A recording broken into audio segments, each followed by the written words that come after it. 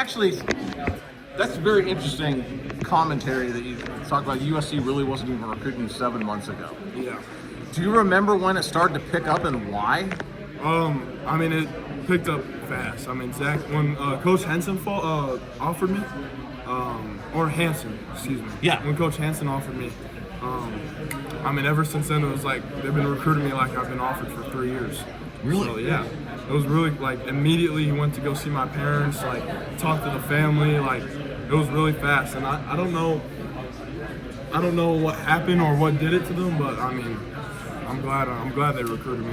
Well, you know, you're in a similar situation to what Kenai was in, because there really wasn't a whole lot of communication going on with him until about late January. Yeah. So the coaching change is what do you think And kind also Coach Chad Bowden. Okay. Yeah, that helped tremendously because he's done it at Notre Dame, Cincinnati. I mean, his dad done it. So, I mean, with him recruiting too, like Chad is one of the best recruiters I've ever met. Tell us why. Tell us how he shows that. He's really passionate, and he's aggressive. And like for me, I love it. Like I'm the type of guy like I was growing up different. Like I grew up different. I've always I respond to when people yell. Like I like coaches that are fiery and have a lot of passion. And Chad's like that, but a general manager. That's what I like to say. Yeah. He's awesome. Do you remember your first conversation you had with him? Just you don't have to word for word. Do you remember what it was like? Because a lot of the guys talk about how their first meeting with him, like he was trying to get him to commit that day. Yeah, I remember it was a long conversation with Coach Hanson. Long. Talking like 20, 25 minutes. I don't know what was said. I don't really remember. But I mean, he just basically told me the reason that the old staff didn't offer me and the reason that, why they need me and like all this stuff. And it just picked up every single day from there. Like they were always in the race. Like when it first started, they were a little lower, and then they just kept going like this, brick by brick. So, okay. Yeah. When did you was your first visit to USC like in that April spring practice time frame? Yeah, spring practice. You had to have seen something during those spring practices that also kind of stood out to you. Honestly, just watching practice is the biggest thing for me, because that's watching spring practice is watching a team in their watching spring practice is watching a team in their truest form. Yeah. That is their rawest form, no recruiting BS. Yeah. So that's why I loved it. I loved how they practice. I just if you would have asked me 3 years ago, would you ever want to live in LA or play for USC Trojans? I'd have been like, I want to go play for Georgia or Alabama. That's all I wanted to do. All I wanted to do. But then you watch them and you see that you could be a part of something bigger than you. You could be a part of a team that has been down for the past 20 years and can win a national championship again. So that's just what I see. That's pretty special. So when you took that spring visit and you watched them practice, did that kind of solidify you wanted to come back for an official visit? 100%. Okay. 100%. Now you said that you've told other people. I haven't had a chance to talk to you about it yet, but you said that official visit was pretty impactful. What did they show you on that maybe was different from what you saw in April? First of all, it was really personable. It was me and Mark, only two guys in the OV. So I mean, obviously OVs is going to be there's going to be a lot of fluff and come here, but I feel like what was really cool is just how real they were. I got to play golf with them. Like we were, just enjoying time together. Yeah. They're not recruiting me. We're just talking. We're just talking about life, football, and the meetings. I mean, and it also gives you because we stayed at the Terranea Resort. So I mean, it just gives you a beautiful view. That place is pretty insane. But yeah, I mean, it was just really personal. It was not really too many fluff, all this stuff. But I really loved it. I really did. I had a great time. What do you talk about with Lincoln Riley or Coach Hanson while you're playing golf? Golf stuff, stories, busting jokes, cracking jokes. Is it nice to not have to talk about football? Yeah, I mean, that's my life every day. Every time I am not in the playing football, I never really want to talk about it because, during fall camp especially, we're talking about football from 6 a.m. to 6 p.m. Right. Especially in meetings. Meetings takes up most of the day. Yeah. So that's my whole life. And, I feel like I love what Tyler Booker said. Like, offensive line's like an algebra and a fist fight. If you saw that quote, I did. He's on the Cowboys. Yep. Yeah, I totally agree with that because with me, I'm like so nerdy when it comes to football that like sometimes you need a break with it. Like I'm the smartest player in the class.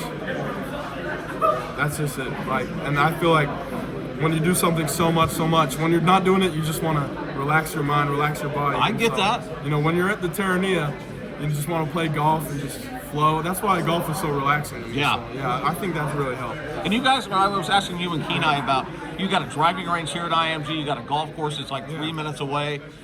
Is that like one of your outlets to just go? Yeah, I mean, I love golf. I'm not saying I'm really good at it, but I think it just takes my mind off of things. It's really, I like to play other sports in my free time. I used to be a big baseball player back at Valley Christian. And you know, golfing is a fun thing to do, but you know, anytime I have a chance to, you know, be with my friends and, you know, play golf or, you know, go get food at night, go get dinner, and, you know, I take that advantage of that. How much did USC having Mark Bowman and Cannon Smith committed and Kenai? Yeah. For, you know, those are the two guys you've known since you were in third and fourth grade. Yeah. But Kenai is another guy that you're tight with now. Your roommates, teammates. Just how important was that to USC ultimately getting you? It was really important. So before I committed, I was back home for the summer, and you know, Mark came back home, and we trained together for a week. And I was thinking about him. I'm like, I was really stuck on Georgia and Miami, really stuck on him.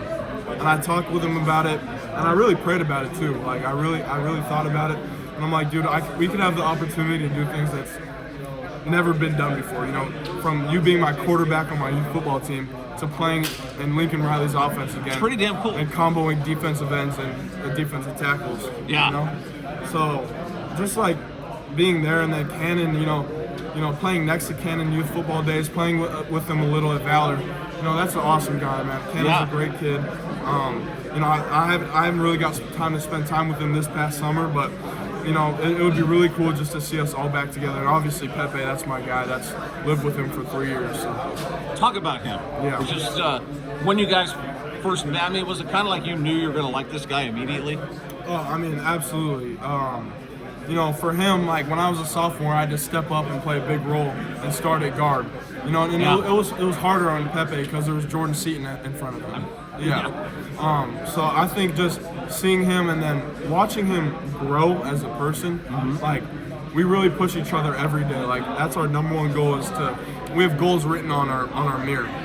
And it's our personal goals, but our long-term goals and what we need to do to get there. And so, you know, surrounding yourself with like-minded people that you know, and you know, people that you can have fun with too, is really something special. And it's to the point now where, you know, on some calls, me and Pepe don't even need to communicate. Our brains are just wired. Yeah. You know, that's how it is. That is what it's like living with a guy and playing with him for 3+ years. Right. So, and that is a big deal. Yeah. You know, if you guys slide in, and you'll be enrolling in December. I don't know if he's coming in at the same time you are. But is the conversation with USC that you guys could end up playing next to each other? Not really. I mean, maybe. But yeah, I mean, USC was like, dude, Pepe's obviously going to be a tackle. He's a tackle. Yeah, he's not going to play guard, but I can play guard and center. So, okay. I mean, that's definitely a possibility. We'll see. But I'm the position flex a lot just because of my versatility. Yeah. So we'll see. How important was Lincoln Riley to your recruitment? He was huge.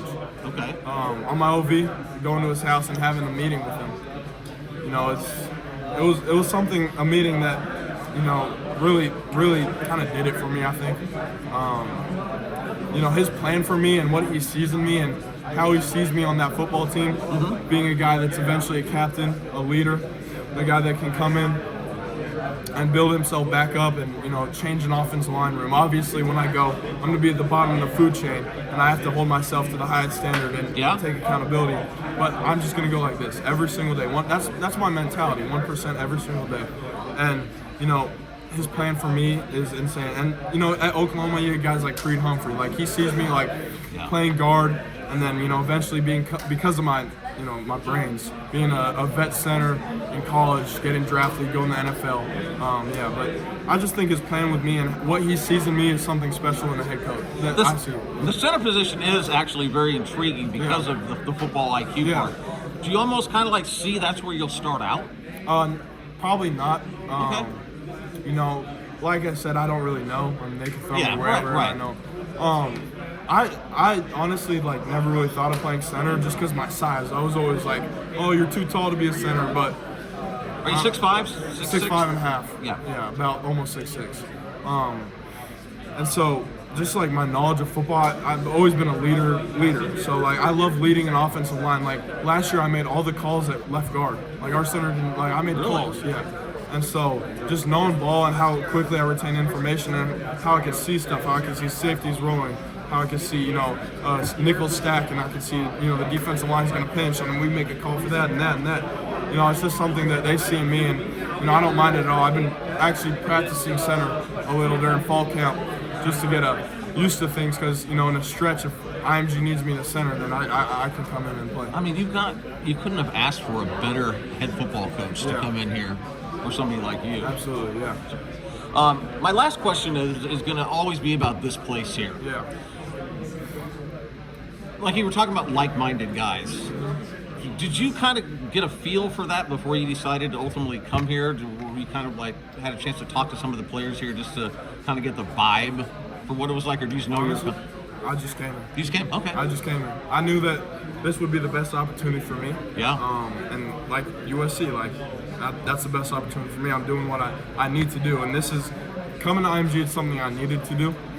I still could have been in Colorado, been a hometown kid, been Breck, but I wanted to come here and I want to be a big fish in a big pond, not a big fish in a little pond. Okay. So, for me, coming here was the best decision I've made in my life so far.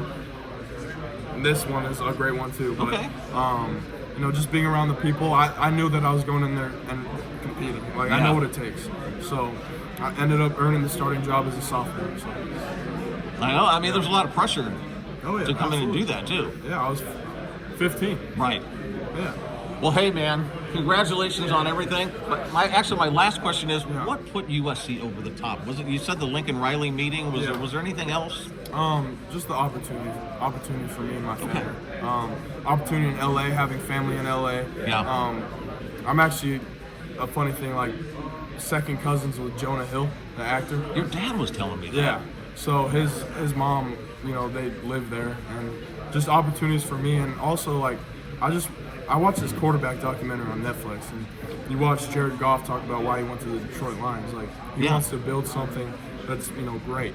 He wants to build a team up all the way from here to here, and so just my thought of being a part of that, eventually being in the documentary, the 2026, 2027 USC Trojans. There's a couple of guys that have talked that way about what this could be like. Yeah. A lot of them are the local guys because they kind of also played together. Yeah. But is it just the collection of coaches there just really impressive in your mind? Absolutely. Okay. I mean, it just feels different. But I mean, it was a really hard decision. I feel like I could have went anywhere and been good with my decision, but this is the best for me. I mean, you had some unbelievable opportunities. Yeah, absolutely.